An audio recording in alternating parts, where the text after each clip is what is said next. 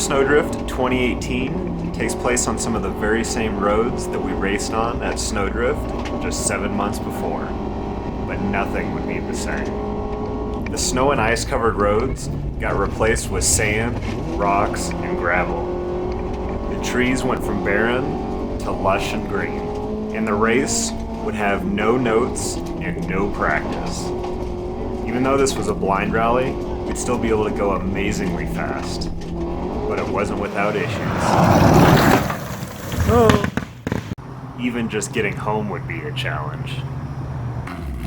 Even though there was only a week and a half between Rally Colorado and Summer Snowdrift, we had to do something to try and fix all the issues we've been having with motors cutting out. At the Southern Ohio Forest Rally, it was our stock motor with the stock computer that was cutting out, and at Rally Colorado we had a new race motor and a standalone computer that was also cutting out. The only thing in common was the fuel system.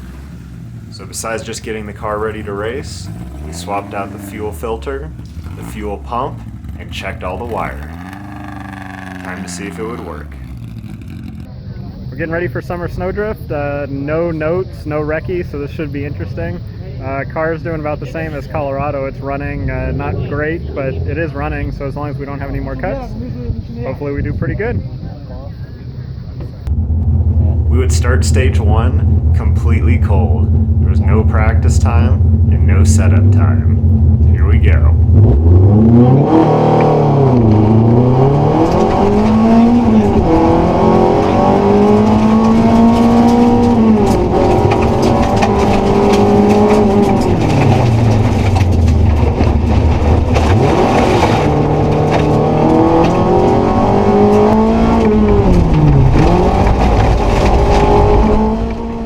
We'd never seen these roads before in our lives, and there were no notes. We were going surprisingly fast, and we were well on our way to setting an overall fast stage time.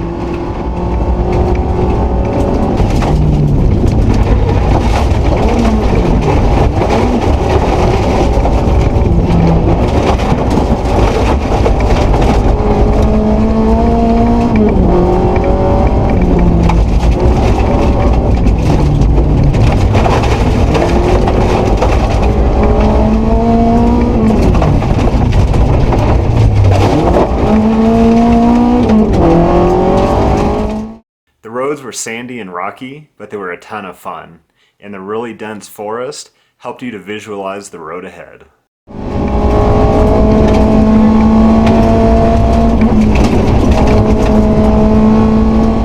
Since we didn't know what was around each turn, we definitely couldn't go flat out, but we were pretty close.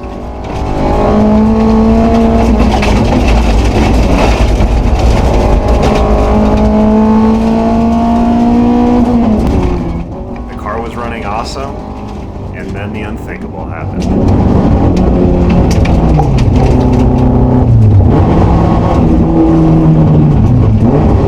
Yet again, we would have more motor issues. This time would be similar to what happened early in Colorado, where we were getting lots of popping and backfiring, and we didn't know why. The only thing we could do was try and creep to the finish, but this time, I was going to keep close eye on the temperature gauge to make sure we didn't overheat again. With almost no power and almost a third of the stage to go, it was incredibly disappointing. On some of the minor uphills, I didn't even think we'd make it to the top. All I could do was keep my eye on the rearview mirror to make sure I didn't block anyone else and hope we could make it to the finish.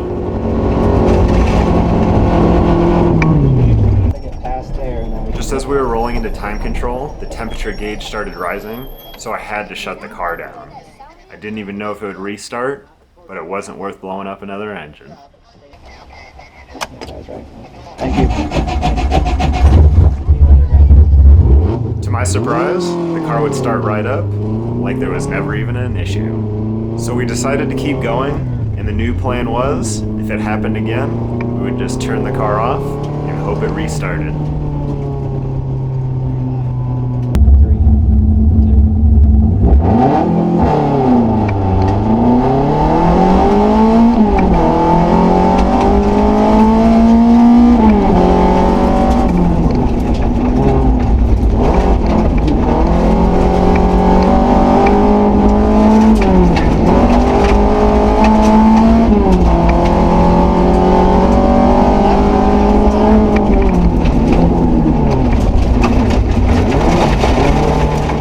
Stage 2 was fast and fun, but with our motor luck, the problem came right back.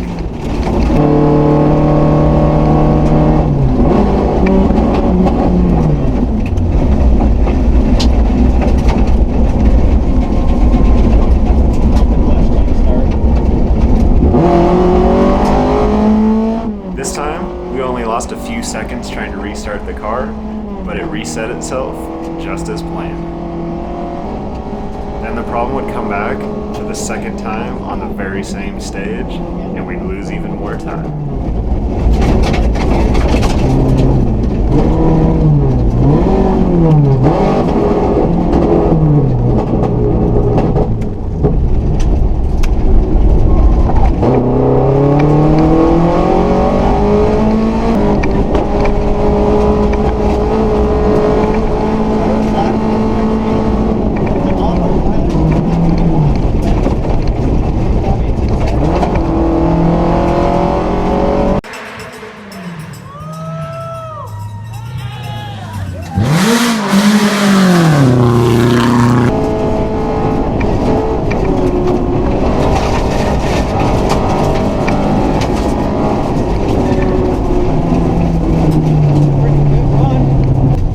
Volunteers have been following our ongoing motor issues, and they were happy just to see us get to the finish. We just finished stage 1 and 2, and the motor cut out both stages. It cut out twice on stage 2. What do you think, Mike? When it runs, we're hauling ass, but yeah, when it cuts out, we lose a lot of time. That's unfortunate. We're doing really good, and then the motor cuts, and then we're putting along. So we're trying. Found out that we can turn the car off at speed with the clutch in, turn the car back on and bump start it, and it seems to work. So we'll just keep doing that and see if we can make it to the end. On the second pass of the stages, there would be even more rocks and more sand than there was the first time.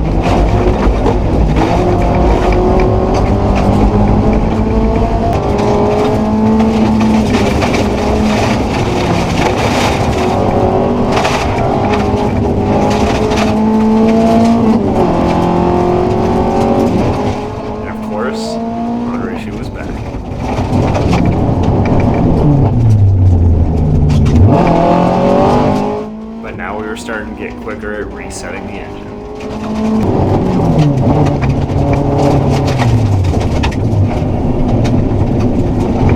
It would even cut out for a second time on this stage, but since we were able to restart it, we got to run the section that we had to go so slow on stage 1 at full speed. We'd even catch air over some of the big crests, and it was glorious.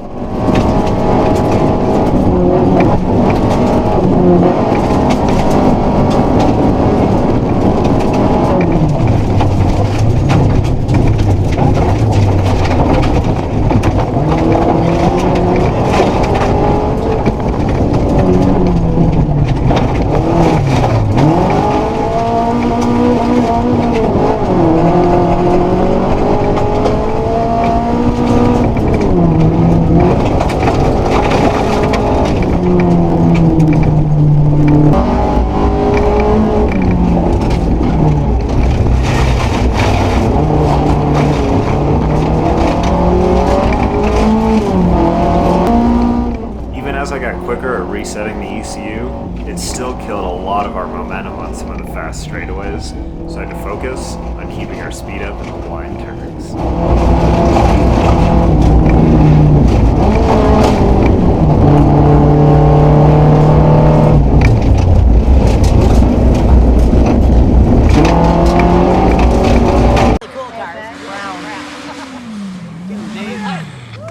These guys do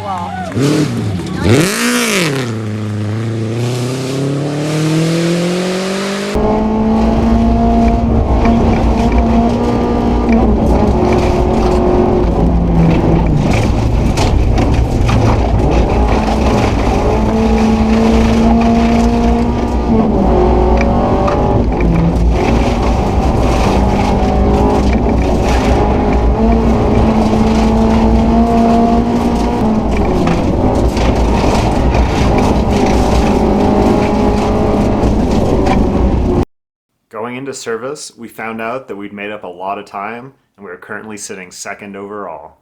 My awesome volunteer crew would go over the car and get it ready to go out for the second half of the day.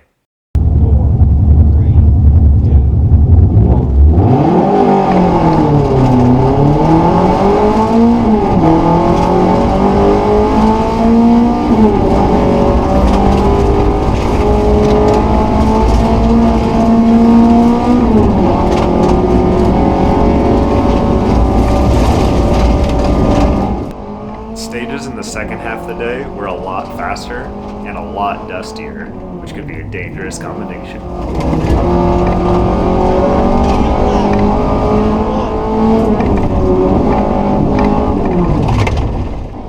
This section of forest had recently been thinned, which made it even more difficult to read the road and figure out timing for the few cautionary notes that we were given.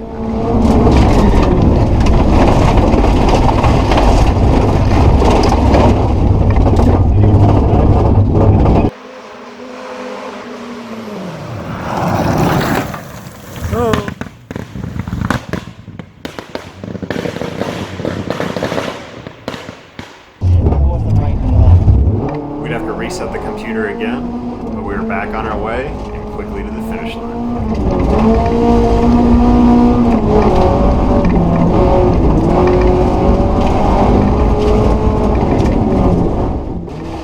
Reading the road was challenging enough, but intersections would make it even more difficult because there were no natural features to follow, and often they'd come up as a surprise.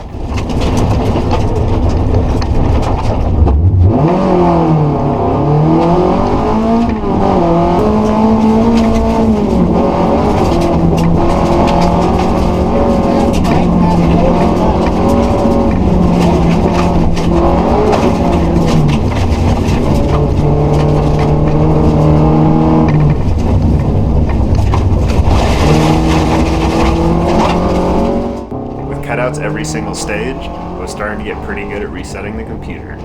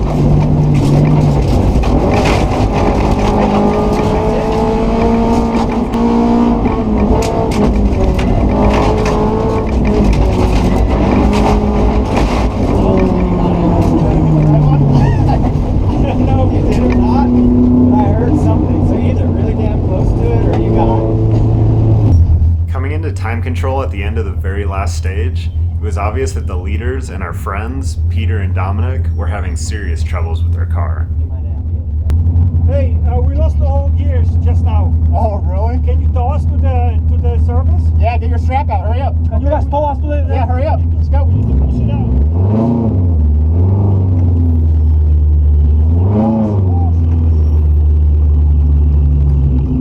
They have to get it out of time control, though.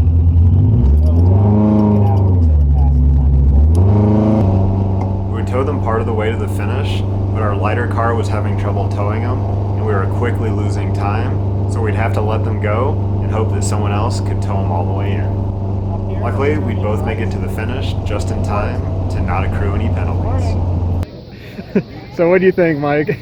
just a weird rally altogether. I mean, the tulips were something new to learn.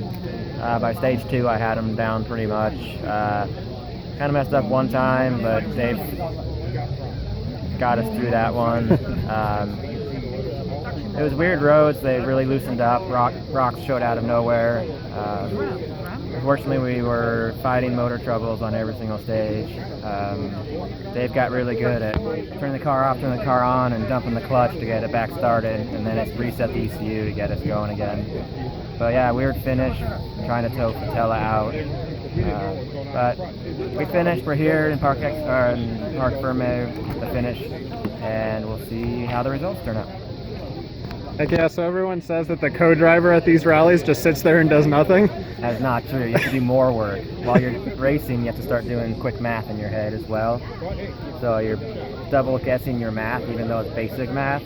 When you're going at those speeds with all the bumps, you have to really focus on it. So it's almost more difficult. Cool, do you like the roads? Well, the roads are awesome. Awesome. Ready for the next one? Oh yeah. Heck yeah.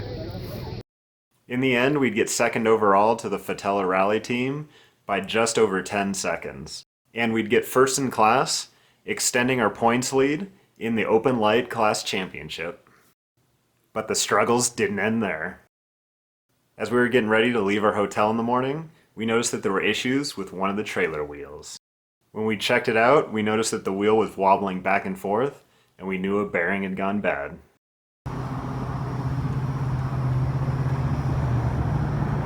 What you got going on over here, Dave? Well, we're still stuck in Michigan. We're in Grayling. We haven't even left. We noticed a noise last night pulling the trailer here, and it turns out this inner bearing welded itself to the axle, and we spent most of the day cutting it off. And now we're trying to slowly rethread this axle using the nut, and we got some bearings from the Napa, so hopefully we'll be on our way here in an hour or two. After spending hours in the parking lot, using every rental tool they had, we were eventually able to cut, torch, hammer, and pry the inner bearing race off of the spindle. Then all we had to do was hand file threads, use the nut to clean it up, smooth out the spindle, and epoxy the bearing race back into the hub.